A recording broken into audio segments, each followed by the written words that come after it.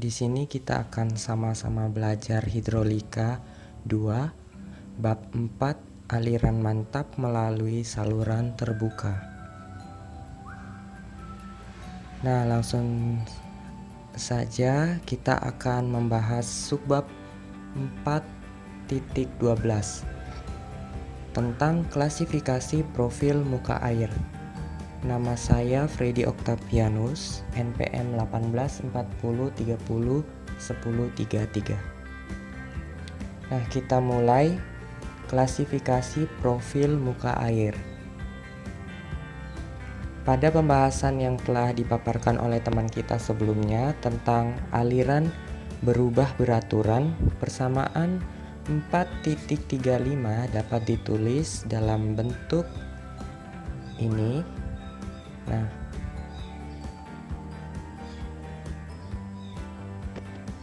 persamaan 4.35 akan digunakan untuk menentukan berbagai bentuk profil muka air yang banyak dijumpai dalam aliran tidak seragam.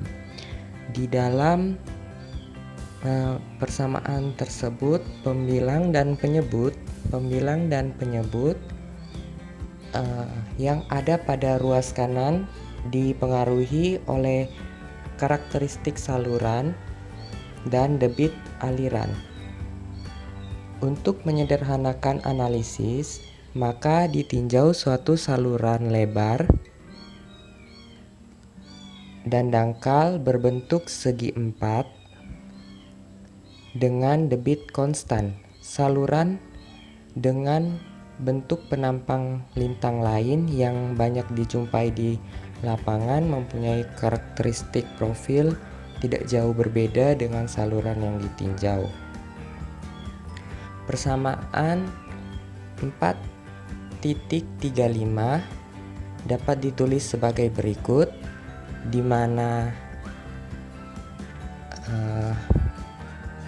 L0 atau kemiringan dasar aliran dan IF adalah kemiringan garis energi, dan Q adalah debit aliran, T adalah lebar muka air dari tampang saluran, G gravitasi, dan A adalah luas tampang basah. Dari persamaan 4.35 ini, kita dapatkan persamaan 4.38. Berdasarkan rumus Manning, kemiringan garis energi untuk saluran dan dangkal diberikan oleh ini IF atau kemiringan garis energi seperti ini, di mana N adalah koefisien kekerasan Manning, di mana N adalah koefisien kekasaran Manning, V adalah kecepatan rata-rata, Y adalah kedalaman aliran, Q adalah debit aliran, B adalah lebar dasar saluran. Dari persamaan kemiringan garis energi ini kita dapatkan persamaan 4.39A.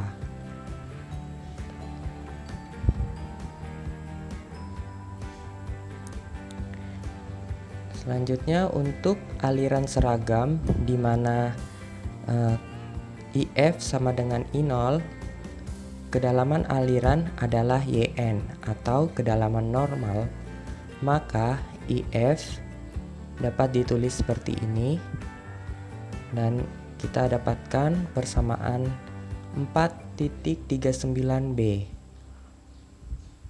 di mana IF adalah kemiringan garis energi, N adalah koefisien kekasaran Manning, V adalah kecepatan rata-rata, Y adalah kedalaman aliran, dan B adalah lebar dasar saluran, dan YN adalah kedalaman normal. Untuk saluran segi empat, kedalaman kritis atau YC diberikan oleh YC sama dengan 3 akar Q kuadrat per G dikali B kuadrat. Diperoleh persamaan 4.39 dengan menggunakan hubungan 4.39A, 4.39B, dan 4.39C, maka persamaan 4.40 dapat ditulis dalam bentuk sebagai berikut.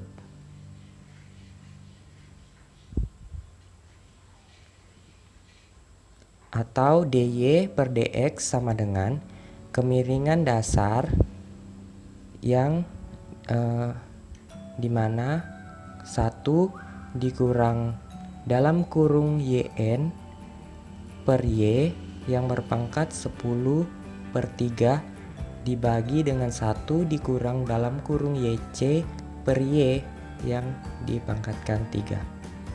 Persamaan 4.40 menggambarkan perubahan kedalaman pada arah aliran profil muka air akan berubah yang tergantung pada I0 atau kemiringan dasar saluran, dan apakah yn per y dan yc per y lebih besar atau lebih kecil dari 1, kemiringan dasar saluran dapat bernilai negatif, 0, dan positif. Kemiringan negatif disebut kemiringan baik yang diberi simbol A atau adverse slope.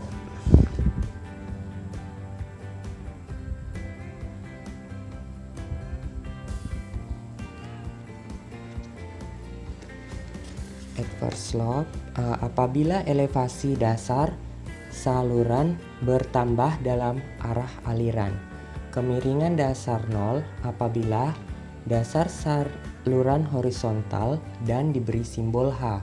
Kemiringan positif dapat dibedakan menjadi landai atau mild, kritik atau critical, dan curam atau step yang diberi simbol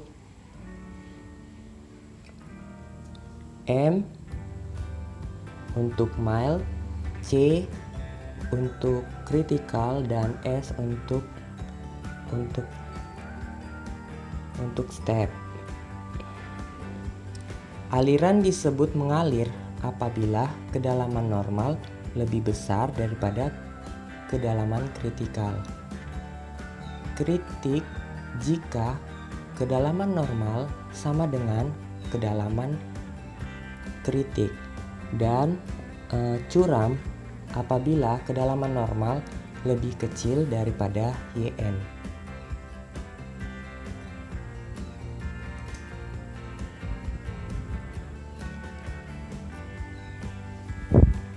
Selanjutnya ada tipe profil muka air.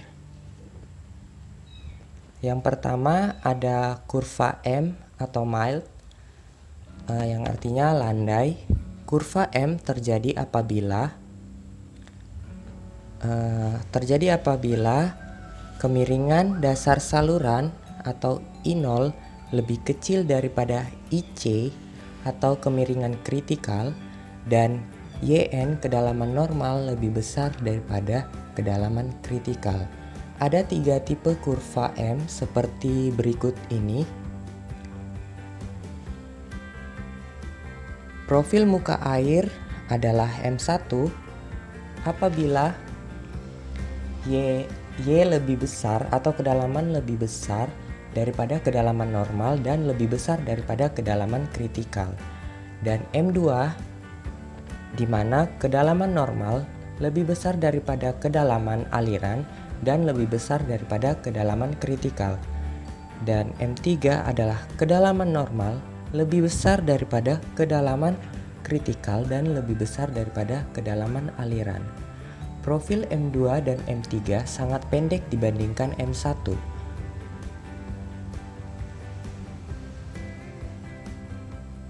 Dan inilah gambarnya. Selanjutnya kita ke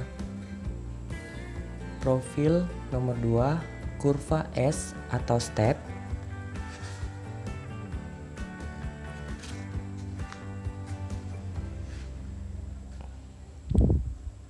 Kurva step terjadi apabila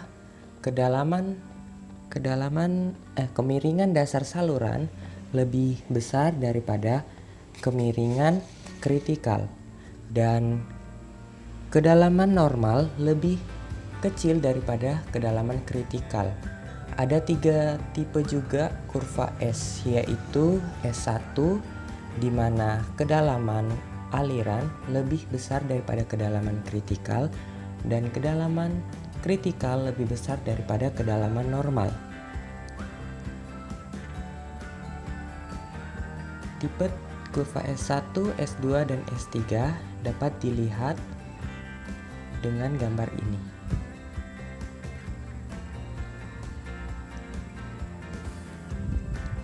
Selanjutnya profil C, kritikal. Profil ini terjadi apabila kemiringan kritikal sama dengan kemiringan dasar saluran dan kedalaman normal sama dengan kedalaman kritikal. Mengingat garis kedalaman normal dan kritikal berimpit, maka hanya ada 2 profil. Profil C1 dan C3 mempunyai asimtot terhadap garis horizontal di sebelah hilir. Dan gambarnya serta kurvanya seperti ini. Lanjut ke profil nomor 4, yaitu profil H atau horizontal atau datar. Profil H terjadi apabila kemiringan dasar saluran sama dengan kemiringan kritikal dan kemiringan normal dan kedalaman normal sama dengan tidak terhingga, sehingga hanya ada 2 profil, yaitu H2 dan H3. Profil ini serupa dengan profil M, tetapi untuk dasar saluran horizontal, profil H2 dan H3 sama dengan profil M2 dan M3. Profil kelima yaitu profil A, adverse atau menanjak. Profil A terjadi apabila kemiringan dasar saluran lebih kecil daripada 0. Karena nilai N tidak real, maka hanya ada 2 profil, yaitu A2 dan A3. Profil A2 dan A3 serupa dengan profil H2 dan H3. Ini kurvanya. Dan sekian yang dapat saya sampaikan. Terima kasih atas perhatiannya.